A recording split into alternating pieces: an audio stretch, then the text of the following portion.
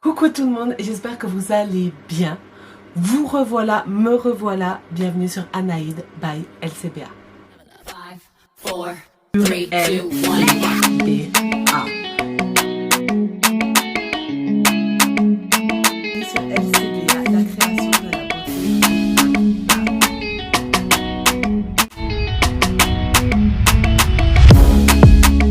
J'espère que vous allez bien. Moi, ça va. Je suis très impatiente de vous présenter cette palette. Donc aujourd'hui, je vais vous présenter, vous la voyez un peu partout en ce moment sur YouTube. C'est la palette Outrera Beauty de Sananas qui a enfin sorti sa propre marque de cosmétiques, rien qu'à elle, et non en collaboration avec d'autres marques. Comme elle l'explique dans sa vidéo que je vous invite à aller voir, on peut retrouver des bases à paupières, où on peut retrouver cette palette et où on peut retrouver des pinceaux. Donc moi j'ai pris que ça par contre, c'est-à-dire j'ai pris que ces trois produits parce que je n'ai pas besoin de plus, et mine de rien c'est quand même un coût, même si elle dit que le prix de sa palette par rapport à ce qu'il vaut, eh ben, il est très accessible et je le conçois, il n'y a pas de problème. Donc voilà, aujourd'hui on va spécialement se concentrer sur cette palette et savoir si elle convient à mon type de carnation. Donc si vous avez à peu près mon type de carnation, vous êtes les bienvenus, installez-vous, on va commencer. Petit disclaimer. Vous savez très bien, pour ceux qui me suivent depuis le début de ma chaîne, de ma baby chaîne, que je ne suis pas make-up artiste, je ne suis même pas youtubeuse de make-up. J'aime tester des nouveautés, j'apprécie le make-up. Voilà, donc on commence par la présentation de la tablette qui est comme ceci. Et il y a un petit attache derrière, hop, qui selon ses dires convient au gaucher comme au droitier.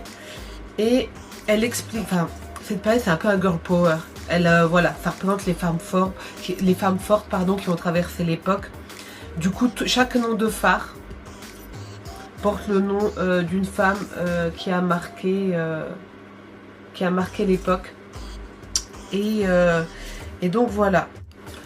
Donc vous pouvez constater que en fait que la palette est déjà utilisée parce que j'ai déjà tourné une vidéo hier et en fait c'était une galère, mais une galère, je vous raconte pas. Et bref, on va commencer par la base des bases.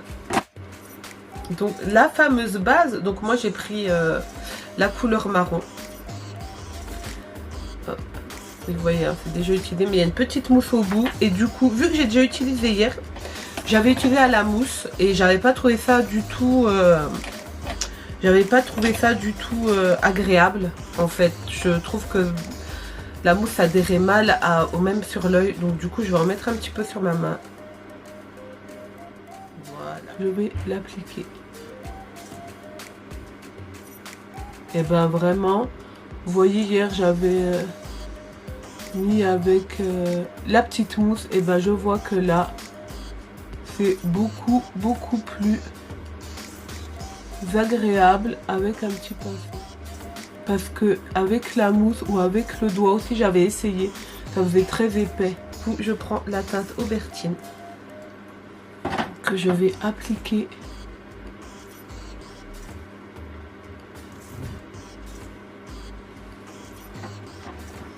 Donc c'est un fard pour ma carnation qui est nude. J'aurais dû peut-être attendre que la base sèche, parce que du coup j'ai l'impression que ça colle un petit peu. Mais il faut que je vous avoue, j'utilise jamais de base. Mais vraiment, donc je sais pas si c'est censé faire comme ça ou autrement finalement. C'est la première fois que j'utilise une base. Du coup, d'habitude je mets de l'anti-cerne. Voilà, d'habitude je mets de l'anti-cerne. Ben, je trouve que c'est plutôt pas mal. Hein, pour un maquillage discret, je vous invite à aller voir ma dernière vidéo. Je vais prendre le Valentina. Donc cette couleur là, celle-là là, la palette, j'ai honte, la palette est dégueulasse. Hein. Alors, la matière de la palette, elle est vraiment bien, mais par contre elle est très salissante, elle tâche énormément. Et moi, j'avoue qu'il fait pas toujours très attention, c'est un peu compliqué. Du coup je vais utiliser son pinceau pour mettre la deuxième couleur. Alors ouais, alors franchement ça va. Alors pour cette partie de l'œil, alors je sais pas vraiment si c'est un pinceau qui est fait pour s'appliquer à ce niveau de l'œil, mais en tout cas, je trouve que ça matche super bien. Au niveau de la pigmentation, bah, je la trouve moyenne, elle n'est pas trop forte non plus. Et après, si on peut en remettre sans que ça fasse paquet, c'est génial. Donc une fois qu'on en est là, je vais prendre la couleur, juste en quoi. Voilà. Bah, le Isadora est vraiment très joli, j'aime beaucoup. Comme vous pouvez le constater, j'ai pas encore mis mon anti-cerne. Parce que justement, je savais pas s'il y avait beaucoup de chutes. Et quand vous mettez l'anti-cerne, qu'il y a des chutes et tout, faut tout recommencer du coup. Bah, j'en ai pas mis. Du coup, je continue et je vais essayer le Lydia. Le Lydia juste en début de...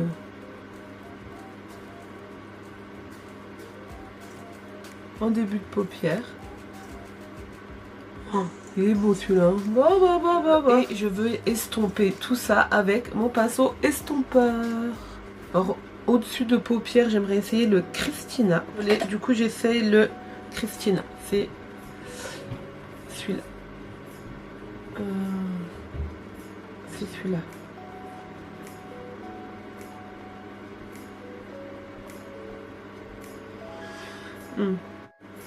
Par contre, j'aimerais bien essayer le noir parce que je suis d'accord avec elle, comme elle l'avait dit pour sa palette Sanana.